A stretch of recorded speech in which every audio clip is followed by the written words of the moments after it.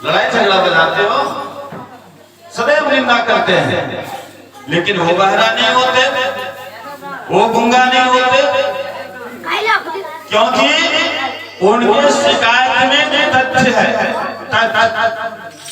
वो कहां शिकायत है? कैलाश पर्वत पर। भक्त प्रेमियों, एक बार वीणा बजाते हुए देव ऋषि नारद कैलाश पर्वत पर गए। संजोग ऐसा था कि बाबा भोलेनाथ जी कुटिया में नहीं थे, मैया पार्वती थी, वहां जाकर के शिकायत करते। मैया प्रणाम की, कोई अतिथि आए, नियम है भक्त प्रेमियों, गुरु ब्राह्मण पुरोहित अतिथि, अरे अतिथि तो दूर की बात है, अपने घर का जो मालिक है ना, पति जो है, अगर वो अभी आवे तो ऐसी व्यवस्था करनी चाहिए कि उनको आने के बाद पूछना ना पड़े मैं बैठूं कहां, उसे बैठने के लिए जगह देनी चाहिए, ऐसी व्यवस्था कर रखना पहले से। और एक लोटा जल, इतना ही काम है, इससे आगे की व्यवस्था उसे खुद मालूम है कि मैं घर में क्या व्यवस्था करके गया हूँ, नाश्ता पानी का, खाने पीने का, उस तरह से बात करेंगे। भक्त प्रेमियों, कथा पर ध्यान देंगे, बहुत अच्छी कथा है, थोड़े से समय लूंगा एक दृष्टांत के लिए। एक भक्त प्रेमी जो था वो किसी बाबू साहब के घर में मजदूरी करता था। एक भक्त प्रेमी किसी बाबू साहब के घर में मजदूरी क्या करता था। भक्त प्रेमियों, वहां की महिलाओं ने जमीन को गोबर से लीप करके लोटा में जल लेकर के पीढ़ा लगा करके तब कहते थे कि आओ बाबू खाना खाना, लेकिन उसी की पत्नी अपने घर में दूर से हटा दिया, बैग लाओ, कहते भक्त प्रेमी, और वो बैठे नहीं, उससे पहले अपने बैठ गए। पतिदेव खाने के लिए नहीं बैठे, उससे पहले अपने बैठ गए। अब वो आए हैं तो न लोटा पानी का ठिकाना है, न बैठने का ठिकाना है, भोजन परोसा हुआ, कहाँ बैठेंगे, कहाँ खाएंगे, कब का ठिकाना।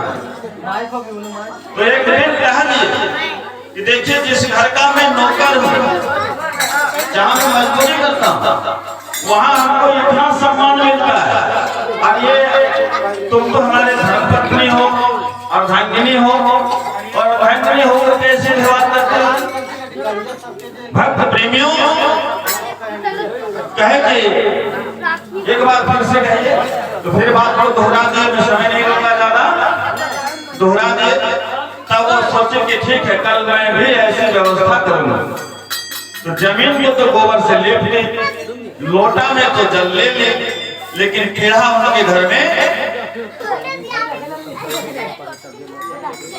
श्री सीताराम दो चक्का वाहन जिसका पीसीसी पर खड़ा है, उनसे आग्रह है कि उससे अगल बगल करके रखें श्री सीताराम, और यहाँ साफ कर दे, क्योंकि भोजन करने वाले से उसको दिक्कत होगा।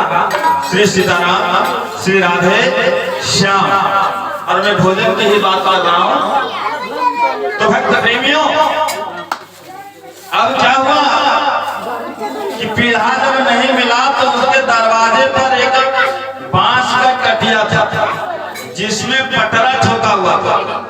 तो सोचे कहीं पटरवा को हम पीढ़ा बना, और वो पटरा उखाड़ करके और ला करके पीढ़ा के रूप में रख रहे।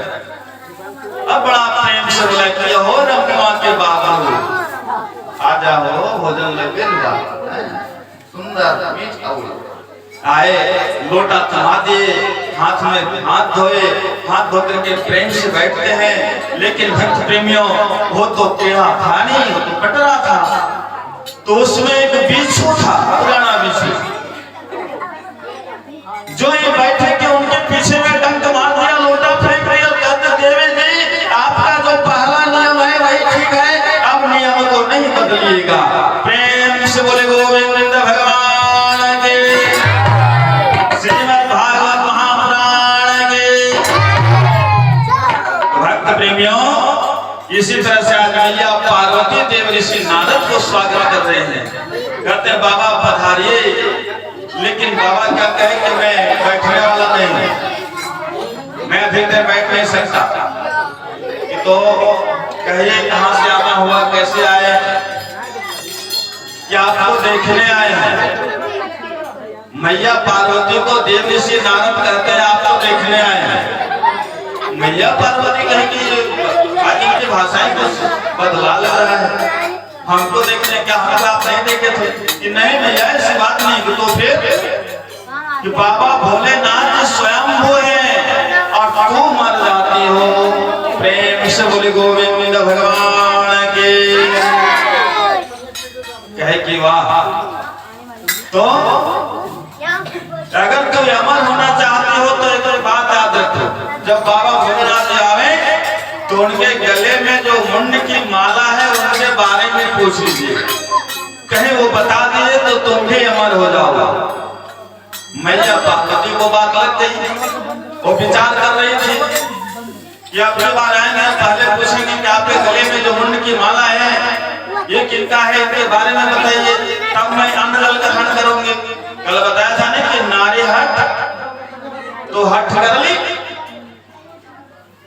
याद रहे भक्त प्रेमियों, अगर किसी के घर का पुरुष रूठ जाए तो 2-4 दिन अगर आर्थिक स्थिति मजबूत रही तो महीनों पता नहीं चलेगा, लेकिन नारियां रूठ जाए तो पल भर में पता चल जाएगा, क्योंकि आंगन में झाड़ू नहीं लगे।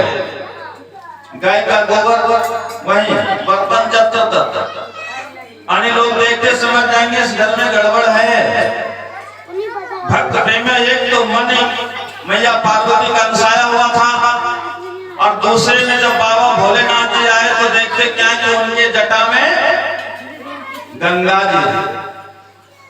अब किसी पुरुष के सर पर कोई दूसरी स्त्री बैठी हो तो क्या करेंगे? क्या करेंगे आप हैं? अगर मौका मिला तो छोटे पकड़ के पटक देंगे, है ना? तो कहते गंगा, अरे तुझे और कहीं जगह नहीं मिला जो हमारे पति के सर पर बैठी हो? भक्त प्रेमियों, गंगा ने जवाब दिया कि पार्वती तुझे पता नहीं है मैं कितनी पवित्र हूँ। अरे कोई मेरे जल को अगर एक बूंद मरने वाले के मुख में दे देते हैं तो उनको मैं वैकुंठ प्रदान करते हूँ। मरने के समय की बात कौन कहे? मरने के 10 दिन के भीतर कहीं उनकी अस्थियां गंगा में प्रवाहित करते हैं तो भी मैं उसे वैकुंठ प्रदान करके मैं इतनी पवित्र हूँ। मैया पार्वती सुन रही है। भक्त प्रेमियों कहे कि वाह वाह गंगा, लो तो आज मैं भी प्रण लेती हूँ कि मैं ऐसी गंगा बहाऊंगी, ऐसी गंगा बहाऊंगी जो केवल और केवल श्रवण करने से ही, कान से श्रवण करने से, सुन लेने से वैकुंठ का कहे गोलोक प्राप्त होगा। प्रेम से बोले गोविंद भगवान के। तो रूठ कैला भोला कि रूठ कैला भोला बरहवा सखी हो तने जाके मना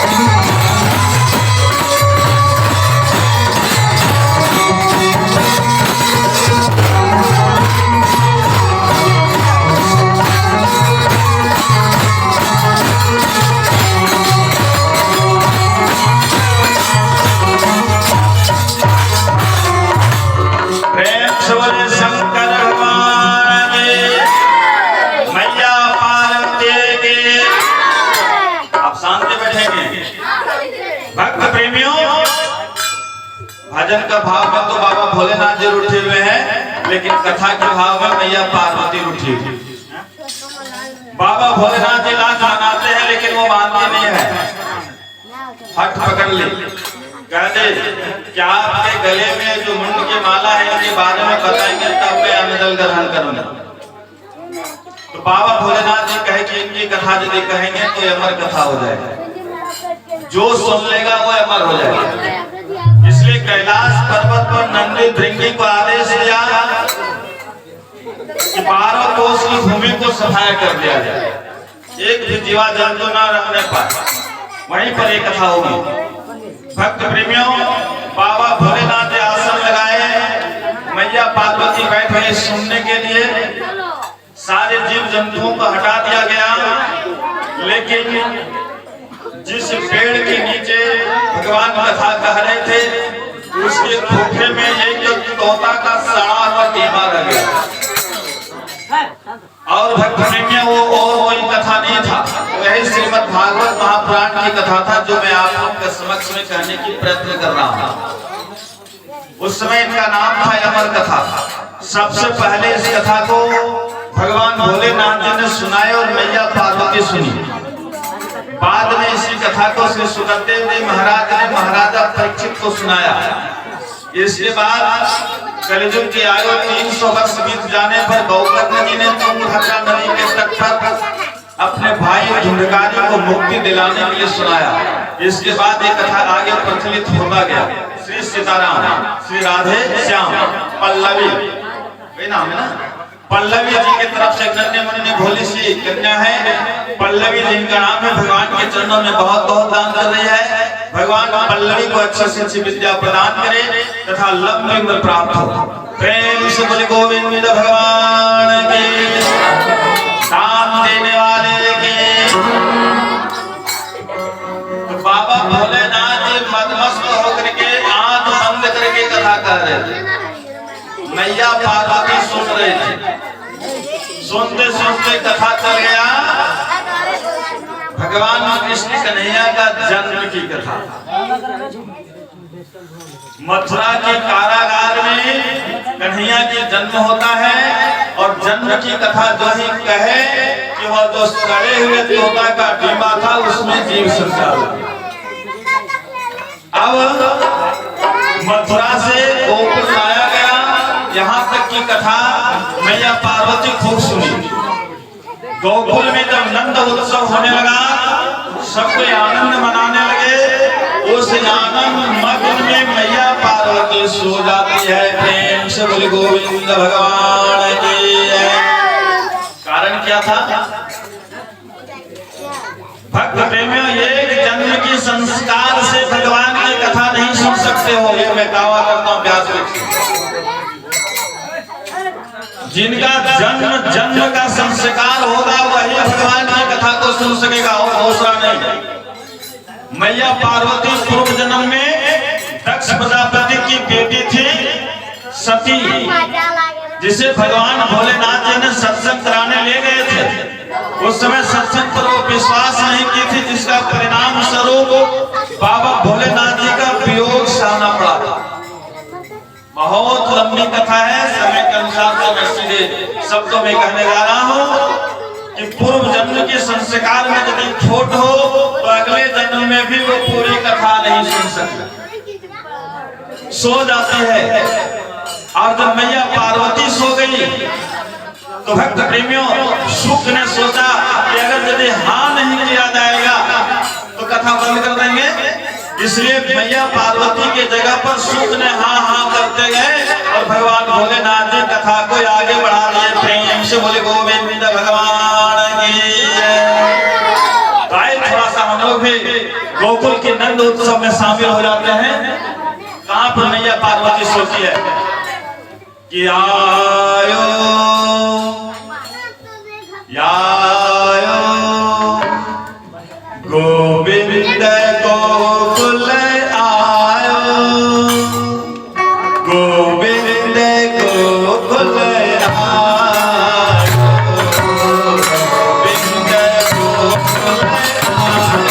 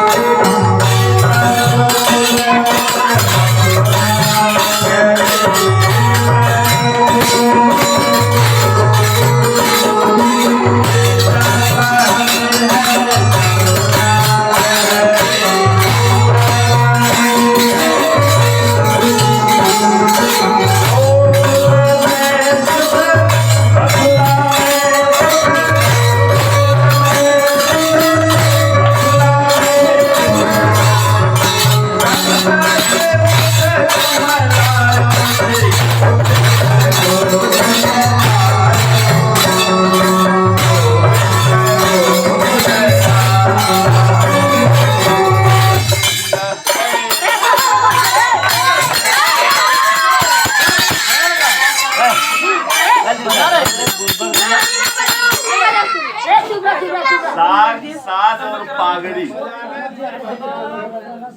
साग साग और पागड़ी, साग भोजन सब्जी बनाते हैं। एक बार कहीं उसमें नमक मसाला पड़ गया पक गया तो ठीक है, और कहीं अगर एक बार में नमक कम हो जाए या ज्यादा हो जाए मिला पाएगा, कभी नहीं मिला पाएगा। साग अगर चलते रहता तो बहुत आनंद आता, लेकिन अब बिगड़ गया। अब फिर ये साग नहीं बनेगा, जो बनने वाला था वो नहीं बन सकता। थोड़ा कंट्रोल तो कीजिए। Hey,